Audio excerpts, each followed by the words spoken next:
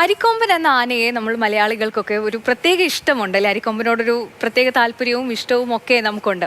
എന്തായാലും ഈ അരിക്കൊമ്പന് കൂട്ടായി മണിമുത്താർ കാടുകളിൽ മറ്റൊരു കൊമ്പൻ കൂടി എത്തിയിട്ടുണ്ട്. തമിഴ്നാട് നീലഗിരി മുതുമല മേഖലയിൽ സ്ഥിരം പ്രശ്നങ്ങൾ ഉണ്ടാക്കിക്കൊണ്ടിരുന്ന ബുള്ളറ്റ് കൊമ്പനെയാണ് മണിമുത്താർ അപ്പർ കോതയാറിൽ തുറന്നുവിട്ടത്.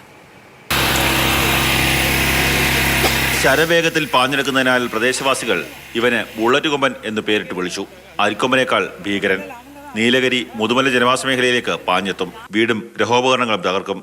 ബുള്ളറ്റ് കൊമ്പനെ കൊണ്ട് പൊറുതിമുട്ടിയതോടെയാണ് തമിഴ്നാട് വനം വകുപ്പ് നടപടി ആരംഭിച്ചത്.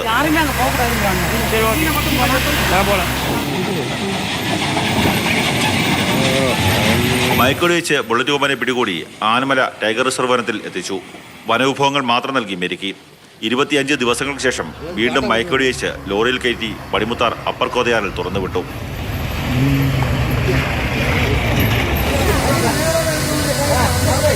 അരിക്കൊമ്പൻ ഇപ്പോഴും അപ്പർ കോതയാറിൽ ഒറ്റയാനായി കഴിയുന്നുവെന്നാണ് മണിമുത്താറിലെ വനംവകുപ്പ് ഉദ്യോഗസ്ഥർ നൽകുന്ന വിവരം. ഇരുവരും തമ്മിൽ കൊമ്പ് കോർക്കാതിരിക്കാനുള്ള മുന്നൊരുക്കങ്ങളും തമിഴ്നാട് വനംവകുപ്പ് സ്വീകരിച്ചിട്ടുണ്ട്. മാതൃഭൂമി ന്യൂസ്, കൊല്ലം. കണ്ണൻ നായർ നമുക്കൊപ്പം ചേരുന്നുണ്ട്. കണ്ണൻ ചേട്ടാ, നമുക്ക് ഈ അരിക്കൊമ്പനെ നമുക്ക് പ്രത്യേക ഒരു താല്പര്യമുണ്ട്, സ്നേഹമുണ്ട്. അരിക്കൊമ്പന്റെ വിശേഷങ്ങൾ അറിയാനൊക്കെ നമുക്കൊരു താല്പര്യമുണ്ട്. ഇപ്പോൾ ഈ ബുള്ളറ്റ് കൊമ്പനെ കുറിച്ച് പറയുമ്പോൾ ആളൊരു ഭീകരനാണ്. ഇനി അവിടെ ചെന്നിട്ട് അരിക്കൊമ്പന് കൂട്ടാവുമോ അതോ രണ്ടുപേരും തമ്മിൽ അടിയാകുമോ എന്നൊക്കെ കണ്ടറിയണം അല്ലേ? അരിക്കൊമ്പനെയും ചക്കക്കൊമ്പനെയും പടയപ്പയും ഒക്കെ തന്നെ നമ്മൾ കണ്ടിട്ടുള്ളതാണ്. അവരുടെ ലീലാവിലാസങ്ങളും അക്രമവും ഒക്കെ തന്നെ നേരിട്ട് അറിഞ്ഞിട്ടുള്ള ആൾക്കാരാണ് മലയാളികൾ.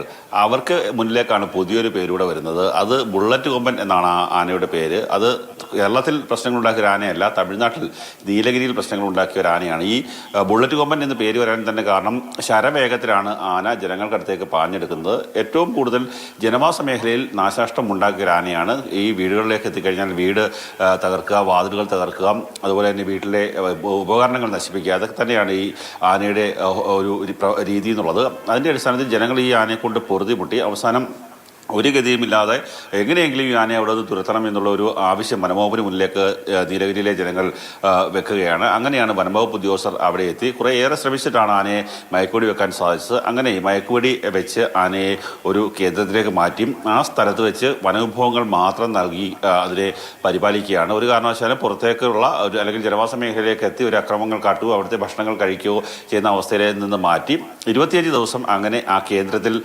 ആനയെ അവിടെ പാർപ്പിച്ചു. അങ്ങനെ വനവിഭവങ്ങൾ മാത്രം നൽകി അതിനെ പരിപാലിച്ചു. അതിനുശേഷമാണ് വീണ്ടും ഈ പറയുന്ന ആനയെ മയക്കുവെടി വെച്ച് ബുള്ളറ്റ് കൊമ്പനെ അപ്പർ കോതയാറിലേക്ക് കൊണ്ടുവന്നത്. മണിമുത്താർ ഡാമിൻ്റെ മോൾ ഭാഗത്ത് നമ്മൾ ഒക്കെ കണ്ടിട്ടുള്ള സ്ഥലമാണ്. അവിടെയാണ് അരിക്കൊമ്പനെ അവിടെ കൊണ്ടുവന്ന് വിട്ടിട്ടുള്ളത്. അരിക്കൊമ്പൻ ആ പ്രദേശത്തെ സ്ഥലങ്ങളിലൊക്കെ ഇറങ്ങി പ്രശ്നങ്ങൾ ഉണ്ടാക്കുന്നു എന്നുള്ളതൊക്കെ തന്നെ നാട്ടുകാർ പറയുന്നതാണ്. അതേ സ്ഥലത്തേക്ക് തന്നെയാണ് ഇപ്പോൾ ഇപ്പോൾ അങ്ങോട്ട് പോയിരിക്കുന്നത്. എന്തായാലും അപ്പർ കോതയാറിൽ നമ്മുടെ അരിക്കൊമ്പന് ഒരു കൂട്ടാവട്ടെ ഈ ബുള്ളറ്റ് കൊമ്പൻ അല്ലേ?